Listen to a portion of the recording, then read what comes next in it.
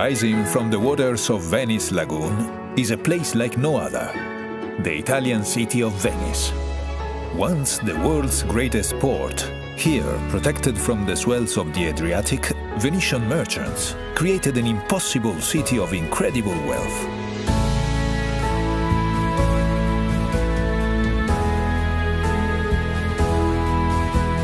Long hailed as the most breathtaking city on earth, there is no denying that sometimes Venice can be overwhelmed with admirers. But if you take your time and treat her gently, she will reward you with moments of profound beauty and bliss.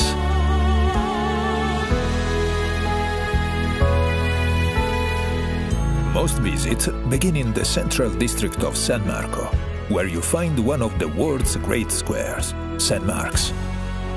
Arrive with the dawn, and the piazza will be yours to enjoy, without the crowds.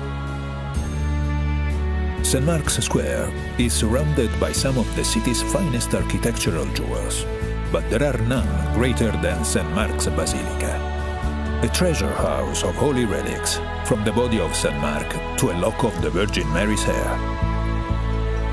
St. Mark was known as Mark the Lion-Hearted, and everywhere you turn in Venice, you'll see this proud symbol.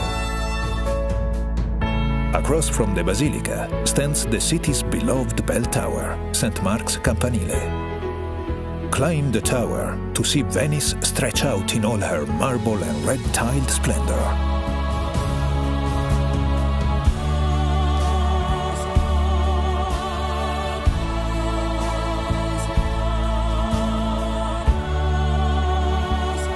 Below the tower is one of the city's great landmarks, Doge's Palace. For centuries, this Venetian Gothic masterpiece was the seat of the Republic's power and prestige. Today, its courtyards, apartments and chambers are a museum, which celebrates centuries of Venetian achievement and glory.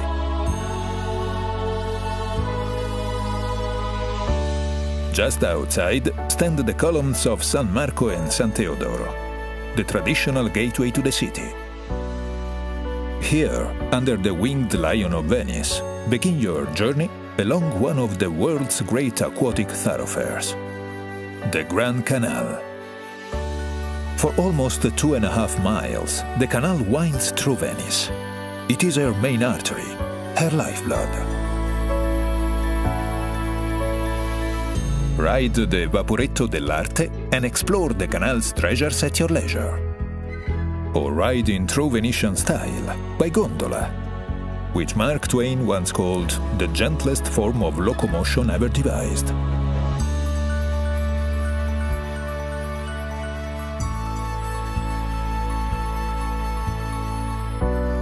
Near the canal's southern mouth rises the graceful dome of Santa Maria della Salute.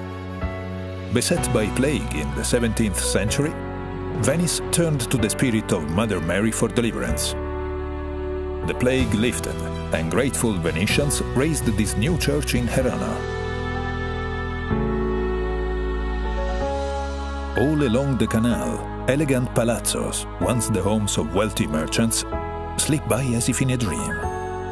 The timeless wake of river traffic laps at their doorsteps, just as it has for centuries. Today, many of the palazzos are home to museums and galleries. Carezzonico allows visitors to experience the opulence of 18th century Venice. While Palazzo Grassi's bold restoration and artworks are the perfect reflection of a city that cherishes its past and embraces the new.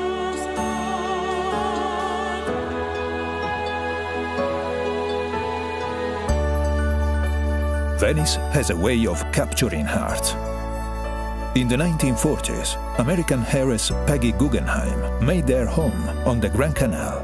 Today, her passion for Venice lives on through her incredible collection of modern art, which brings joy to the hundreds of art lovers who visit each day. Venice is known as the City of Bridges, many of which are works of art too. The Accademia Bridge links the San Marco district to the Accademia Gallery, and offers some of the Grand Canal's finest views. The oldest of the Grand Canal's crossings is the Rialto Bridge. For over 300 years, this was the only way to cross the canal on foot, and today still stands as the grand gateway to the Rialto markets. Away from the Grand Canal, there are hundreds more bridges to explore, from the purely functional to the breathtaking. The most famous of all connects Doge's Palace to the historic prison. From the enclosed walkway, the condemned would capture one last look at their beloved city and sigh, hence the name, the Bridge of Sighs. Venice is a city to get lost in, so put away your map and let her surprise you. Follow winding alleyways that suddenly emerge into quiet piazzas and onto the steps of ancient churches. In the central area of San Marco, discover cultural treasures like the Teatro La Fenice, which, despite being destroyed 3 times by fire, arose from the ashes each time, just like its namesake.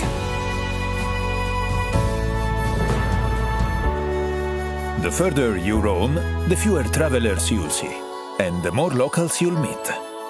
These are the places where the city surrenders its most intimate pleasures.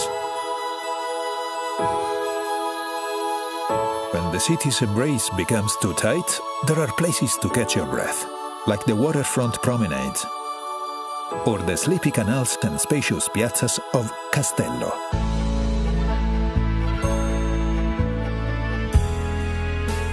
Venice was long the epicenter of European glassmaking.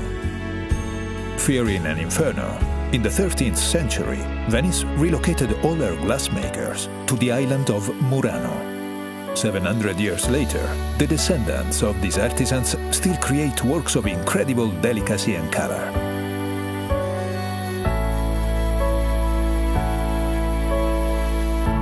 Further across the lagoon is another island famed for its color, the tiny island of Burano. Legend has it that fishermen painted their houses in distinctive colors so they could find their way home through the lagoon's fogs. While here, shop for some of the island's exquisite lace, just as Leonardo da Vinci did when he visited in 1481.